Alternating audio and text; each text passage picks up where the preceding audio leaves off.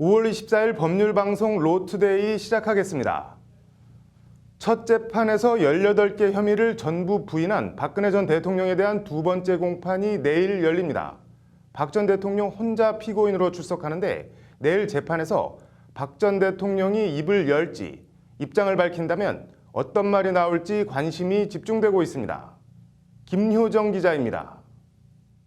내일 열리는 박근혜 전 대통령에 대한 공판에선 서증조사가 진행됩니다. 서증조사는 검찰이나 특검이 제출한 증거들을 재판부가 피고인 측을 상대로 증거를 채택하는 데 동의할지 여부 등을 확인하는 절차입니다. 따라서 이날 재판은 검찰의 증거 내용 설명과 제출 취지, 이에 대한 박 전 대통령 측의 반박 순으로 이어집니다. 박 전 대통령 측은 일단 법정 증언 녹취록 등 이미 증거 능력을 인정받은 몇몇 경우를 제외한 대부분의 검찰 제출 증거에 대해 증거로 채택하면 안 된다는 입장을 밝힐 것으로 예상됩니다. 관련해서 박근혜 전 대통령이 직접 입장을 밝힐지가 관심입니다. 박 전 대통령은 어제 첫 공판에서 하고 싶은 말이 있냐는 재판부 질문에 추후 말씀드리겠다고 답변한 바 있습니다.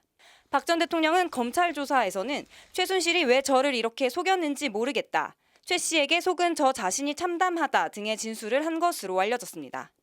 뇌물수수와 관련해서는 특히 뇌물수수는 할 수 없는 더러운 일이라며 죄임 3년 반 동안 고생인 줄 모르고 살았는데 검찰이 사람을 어떻게 그렇게 더럽게 만드냐며 혐의를 적극 부인했습니다. 최 씨가 자신을 등에 업고 대기업들에서 돈을 받아내는 것을 몰랐고 자신도 피해자라는 주장입니다. 내일 재판은 29일부터 열리는 최순실 씨 뇌물 사건과의 병합 심리 전 마지막 재판입니다. 다른 피고인 없이 홀로 법정에 나올 박 전 대통령이 내일 재판에서 자신의 입장과 심경을 직접 밝힐지 주목됩니다. 법률방송 김효정입니다. 박근혜 전 대통령의 다음 주 재판 방청권 추첨이 26일 오전 10시 서울 회생법원 1호 법정에서 진행됩니다. 서울중앙지법 형사합의 22부는 오는 29일과 30일, 다음 달 1일 열리는 박 전 대통령 재판의 방청권도 추첨 방식으로 배정한다고 밝혔습니다. 응모를 원하는 경우 본인이 직접 신분증을 지참해 응모권을 제출해야 합니다. 당첨된 방청권은 타인에게 양도하거나 대여할 수 없으며 재판 당일 신분증과 방청권을 소지해야 입장이 가능합니다.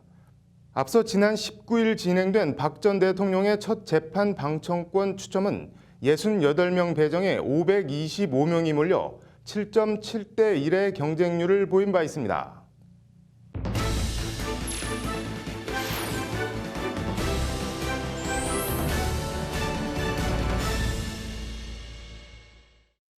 너희 중에 죄 없는 자가 먼저 돌로 치라. 요한복음 8장 7절에 나오는 말입니다. 사랑과 용서를 설파하는 예수에게 바리새인들이 간음한 여인을 앞에 두고 모세는 간음한 여인을 돌로 쳐 죽이라 했다. 이 여인을 어떻게 처리할 거냐고 예수를 조롱하며 묻자 예수가 바리새인들에게 한 말입니다. 어제 박근혜 전 대통령에 대한 뇌물죄 재판에서 성경의 저 장면, 죄 없는 자가 돌로 치라는 장면을 연상시키는 풍경이 나왔습니다. 박 전 대통령 변호인 유영하 변호사가 그 주인공입니다. 유영하 변호사는 박 전 대통령을 수사하고 기소하고 이날 재판에 공소유지 검사로 나온 검찰 특수본 핵심 두 부장검사를 향해 이렇게 말했습니다. 돈봉투 사건의 논리를 검찰에 적용하면 부정처사 후 술해죄로 얼마든지 기소가 가능하다. 유 변호사가 지칭한 검사들은 이원석 서울중앙지검 특수 1부장 검사와 한웅재 서울중앙지검 형사 8부장 검사를 말합니다. 검찰을 아주 곤혹스럽게 만들고 있는 돈봉투 만찬에 두 부장검사가 참석한 것을 비꼰 겁니다. 박 전 대통령이 뇌물이면 검찰, 당신들도 뇌물이다. 그래도 박 전 대통령이 뇌물이라고 당신들이 주장할 수 있느냐? 이런 논리입니다. 개인적으로 죄 없는 자가 돌로 치라가 연상됐던 장면입니다. 유영하 변호사의 논리는 논리랄 것도 없는 비약입니다. 검찰의 부적절한 처신은 비판받아 마땅하고 감찰과 필요하면 수사로 명명백백히 밝혀내야 합니다. 하지만 그것과 박 전 대통령의 혐의는 완전히 별건입니다. 바리새인들에게 죄가 있다고 해서, 바리새인들이 돌을 놓고 돌아섰다고 해서 여인이 죄를 범했다는 사실이 없어지는 건 아닙니다. 마찬가지로 검찰의 처신에 문제가 있다고 해서 박 전 대통령이 시대의 국정농단 피고인이라는 사실은 변하지 않습니다. 예수도 바리새인들이 돌아가고 혼자 남은 여인을 향해 나도 너를 정죄하지 아니하노니 가서 다시는 죄를 범하지 말라고 말씀합니다. 죄가 없다는 것이 아니라 다시 죄를 짓지 말라고 사랑으로 용서를 한 겁니다.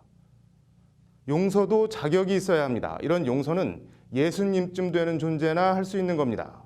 유영하 변호사는 예수님이 아닙니다.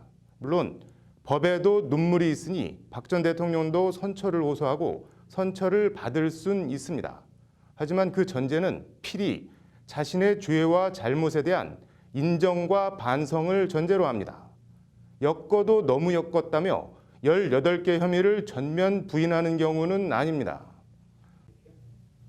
유영하 변호사가 더 잘 알겠지만 이렇게 부인과 떠넘기기로 일관하다가 유죄를 받게 되면 통상 죄질이 불량하다며 가중처벌합니다. 내일 박 전 대통령에 대한 2차 공판이 열립니다. 법률방송은 열린 눈과 가슴으로 지켜보겠습니다. 앵커 브리핑이었습니다. 다음 소식입니다. 헌법 개정, 개헌, 문재인 대통령의 공약인데요. 오늘 국회의원회관에선 개정 헌법에 담겨야 할 내용을 심도 깊게 논의하는 토론회장이 펼쳐졌습니다.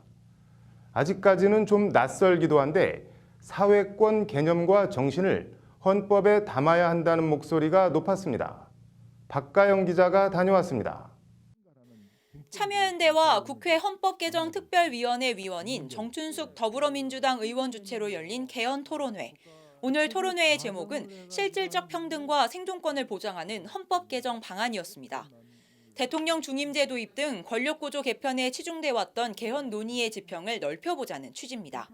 이번에 이 문제 개헌 특위에서는 국민들의 어떤 그 실질적인 평등, 그러니까 세대가 많이 변했잖아요. 그래서 이 변화된 시대에 맞는 그런 평등과 혹은 인권의 가치를 어떻게 담을 것인가, 이런 내용들이 많이 포함되어 있습니다. 발제를 맡은 참여연대 사회복지위원회 이찬진 변호사는 지금 헌법은 87년 사실상 완전 고용 시절 단군 일의 최대의 호황기를 배경으로 한 것이라면서 개헌의 절대적 필요성을 강조했습니다. 금수저와 흑수저, 갑질이라는 말로 대변되는 불평등 사회에서 실질적인 평등과 최소한의 생존이 보장될 수 있도록 헌법의 관련 조항을 명문화해야 한다는 겁니다. 이 변호사는 구체적으로 현행 헌법 제11조 2항 차별금지 사유에 기존 인종, 언어, 장애 외에도 고용 형태 등을 추가해 고용 등에 따른 차별을 헌법적으로 제한할 필요가 있다고 말했습니다. 이 변호사는 나아가 아동과 장애인 등 사회적 약자 집단에 대한 차별 금지, 헌법적 차원에서의 주거권 보장 등도 신설하거나 확대할 것을 제안했습니다. 발제를 이어간 이숙진 한국여성재단 상임이사도 개정 헌법에 반드시 담겨야 할 내용으로 조금은 낯선 사회권 개념을 제시했습니다. 사회권은 단순하고 협소한 사회복지를 넘어 노동권과 건강권, 주거권 등 경제적, 사회적, 문화적 권리를 모두 포괄한 개념이라는 것이 이숙진 이사의 설명입니다. 이숙진 이사는 우리나라가 유엔 사회권 규약을 비준하고 있음에도 헌법엔 관련 내용이 담겨 있지 않다며 개헌을 통해 반드시 사회권을 헌법 조문에 넣어야 한다고 강조했습니다. 과연 이러한 수준으로 우리가 사회권 이행이라고 하는 것을 가져갈 수 있을 것인가. 그래서 이 헌법 개정과 더불어서 사회권의 권리 항목들이 좀 더 구체화돼서 개헌 헌법에 반영되어야 되지 않을까. 오늘 토론회엔 한국사회보장법학회 회장인 이호근 전북대 법학전문대학원 교수, 공익인권법재단 공감의 황필규 변호사 등이 참석해 토론을 벌였습니다. 참가자들은 실정법 수준이 아닌 헌법적 차원에서 사회권 근거 조항이 마련돼야 실제 확실한 보장이 가능하다는 데 인식을 같이 했습니다. 문재인 대통령이 내년 6월 지방선거 전까지 개헌 완료를 공언하고 있는 만큼 정치권과 시민단체들을 중심으로 개정 헌법에 담길 내용들을 주문하는 오늘 같은 개헌 논의가 본물을 이룰 것으로 전망됩니다. 법률방송 박가영입니다. 최열 환경재단 대표와 안경재 변호사 등 이른바 미세먼지 소송단이 우리나라 정부와 중국 정부를 상대로 미세먼지로 인한 피해를 배상하라며 손해배상 청구 소송을 제기했습니다. 소송단 88명은 한 명당 300만 원, 모두 2억 6,400만 원을 배상할 것을 청구했습니다. 소송단은 오늘 서울중앙지법에 소장을 제출하면서 한국의 미세먼지 오염 정도는 참을 수 있는 범위를 넘어서 수많은 사람들이 각종 호흡기 질환 등으로 고통받고 있다고 제소 이유를 밝혔습니다. 이들은 이어 중국은 국제사회의 일원으로 오염물질을 관리해야 할 의무가 있지만 제대로 하지 않고 한국 정부 역시 미세먼지 대응책을 전혀 마련하지 않았고 그 원인조차 파악하지 못했다고 주장했습니다. 소송단 7명은 지난 4월 미세먼지 관련 민사소송을 제기한 바 있고 이번 소송에는 참여 인원을 88명으로 확대했습니다.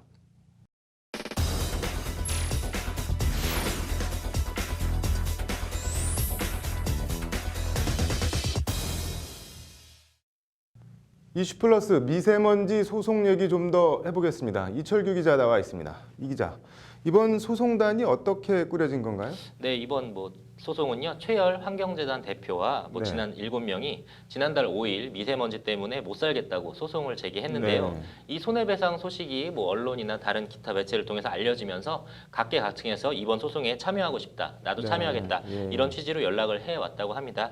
또 이렇게 되면서 신창현 더불어민주당 의원과 양길승 녹색병원 이사장, 소설가 김홍신 씨까지 각계각층 인사들과 함께 평범한 주부, 일부는 초등학생들까지 참여하게 되면서 오늘 88명이 네. 이름으로 소장이 접수된 겁니다. 보니까는 한국 정부와 중국 정부를 상대로 소송을 냈던데 소송 내용은 어떻게 되나요? 네, 일단은 원고 측은 아까 말씀드린 소송단 88명이고요. 피고가 대한민국 네. 법률상 대표자는 지난번에 임명된 대한 대표자 법무부 장관 권한대행은 이금로로 돼 있고요. 네. 중화인민공화국의 법률상 대표자는 국가주석 시진핑 이렇게 돼 있습니다. 시진핑이요? 네, 그렇게 적시돼 있습니다.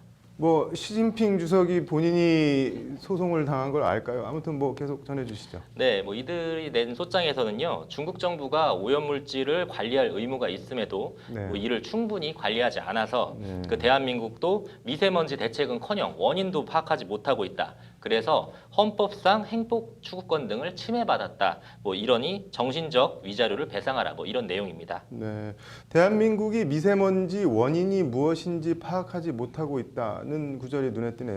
예, 맞습니다. 이번 소송의 진짜 목적과도 연결이 돼 있다고 보는데 네. 미세먼지 관련해서 중국과 한국 정부가 가지고 있는 정확한 정보들을 좀 받아보자. 이런 취지입니다.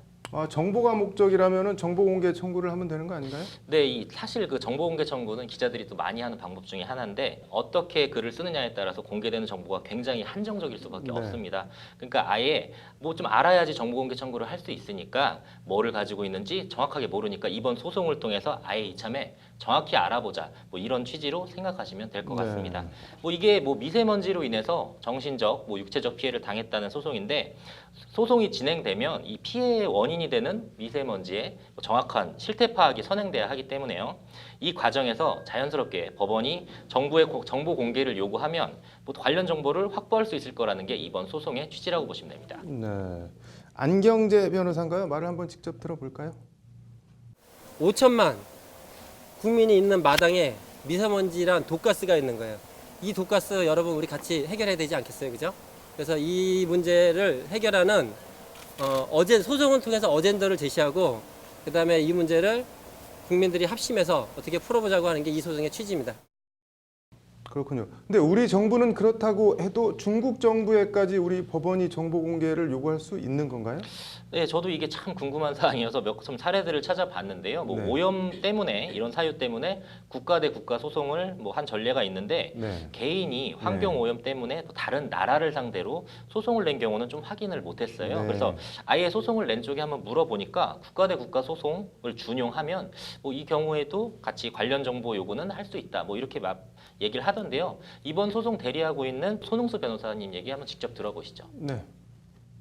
미국 쪽 주민들이 캐나다 그 기업을 상대로 소송해서 실제로 돈도 받았어요.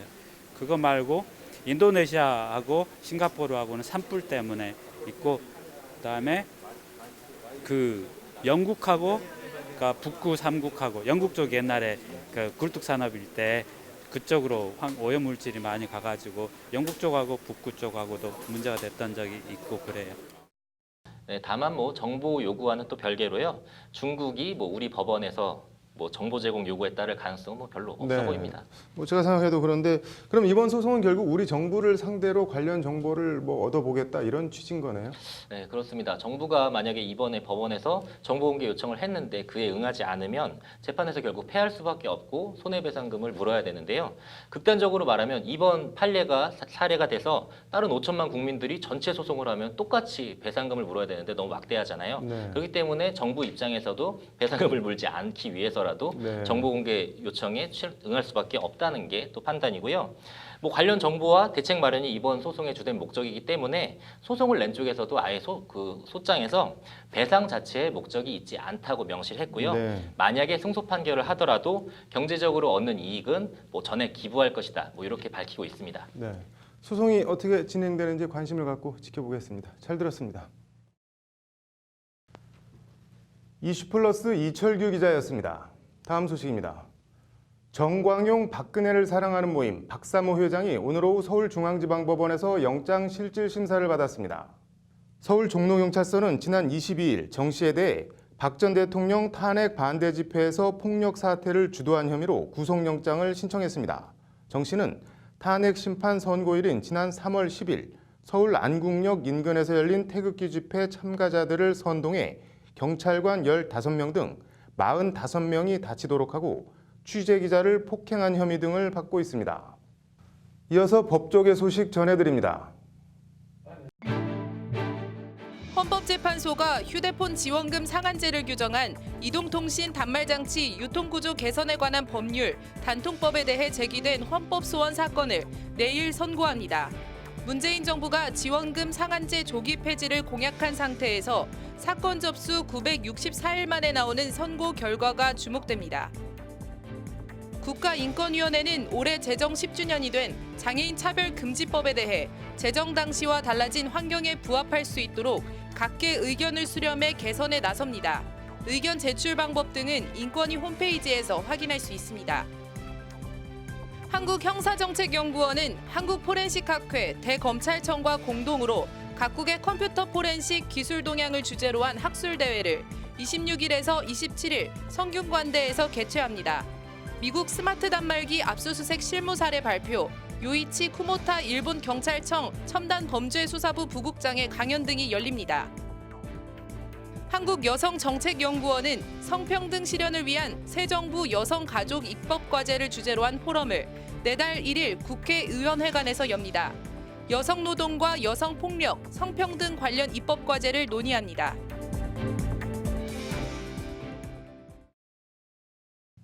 (5월 14일) 로투데이 마치겠습니다. 시청해주신 여러분 감사합니다.